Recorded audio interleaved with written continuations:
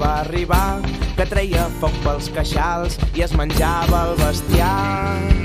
I es va cruspir tots els vents i les vaques i els cabrits. La bèstia estava afamada i tot el poble esporuguit. Drac, drac, drac, fuig d'aquí, si no vols ser el nostre amic.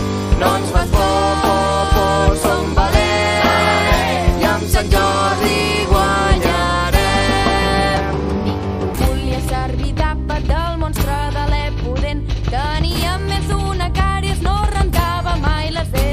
cada matí a la plaça es reunia el veïnat i amb un sorteig decidien a qui es menjaria el drac. Però un dia la sort del poble es va girar contra el rei i li truca a la princesa